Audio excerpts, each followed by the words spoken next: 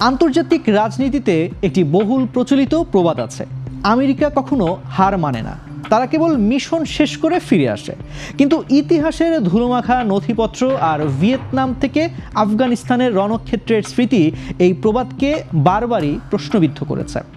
পেন্টাগনের $800 billion বেশি প্রতিরক্ষা budget, মহাকাশে থাকা অত্যাধুনিক স্যাটেলাইট নজরদারি আর ড্রোন প্রযুক্তির জয় জয়কারের যুগেও প্রশ্নটি এখন আর তাত্ত্বিক নয়, বরং চরম বাস্তব।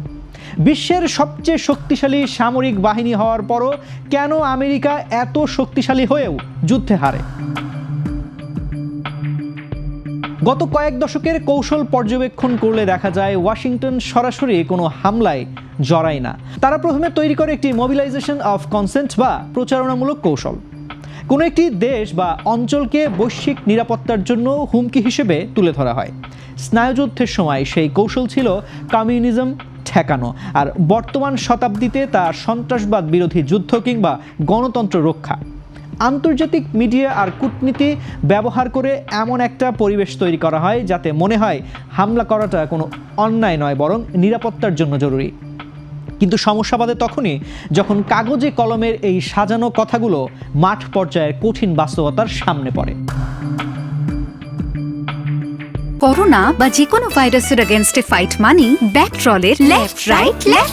1955 থেকে 1975 দীর্ঘ 2 দশক ভিয়েতনামের গহীন জঙ্গলে নাপাম বোমার মতো বিধ্বংসী অস্ত্র ব্যবহার করেও হো চি মিনের গেরিলা বাহিনীর কাছে মার্কিন জেনারেলদের পাঠ্য বইয়ের রণকৌশল অচল হয়ে পড়া, 2001 সালে শুরু হওয়া অপারেশন এন্ডিউরিং ফ্রিডমের 20 বছর পর কাবুলের রানওয়েতে মার্কিন বিমানের ডানায় ঝুলে থাকা মানুষের বাঁচার আকুতির মধ্য দিয়ে আফগানিস্তানে পরাজয় মেনে নেওয়া, কিংবা 2003 সালে গণবিধ্বংসী অস্ত্রের মিথ্যা অজুহাতে ইরাক আক্রমণ করে সেখানে চরমপন্থার অভয়ারণ্য তৈরি করা।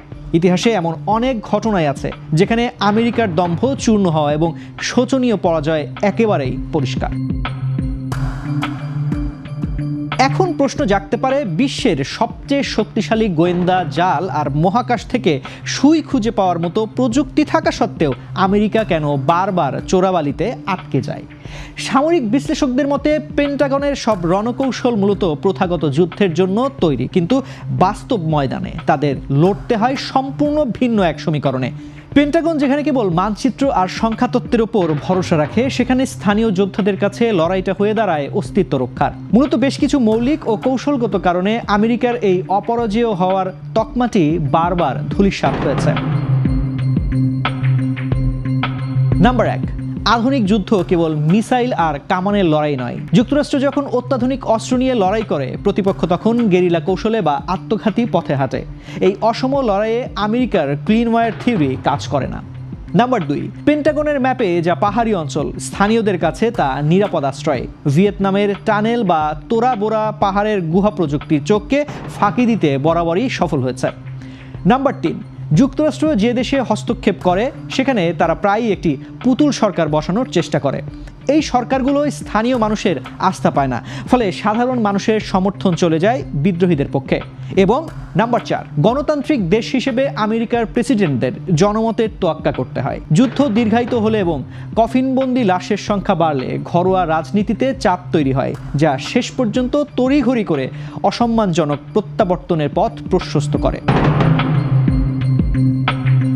সামরিক শক্তিতে এগিয়ে থাকা মানেই যুদ্ধের জয় নয়, এই রূঢ় সত্যিটি বারবার প্রতিষ্ঠিত হয়েছে। শক্তিশালী সেনাবাহিনী দিয়ে একটি মানচিত্রের রেখা বদলে দেওয়া সম্ভব, কিন্তু একটি জাতির মনস্তত্ত্ব আর দীর্ঘদিনের সামাজিক বাস্তবতাকে নিয়ন্ত্রণ করা অনেক বেশি কঠিন। পেন্টাগন যদি তাদের এই পেশি শক্তি বনাম বাস্তবতার হিসাব মেলাতে না পারে, তবে ইতিহাসের পাতায় পরাজয়ের এই তালিকা কেবল দীর্ঘই হবে।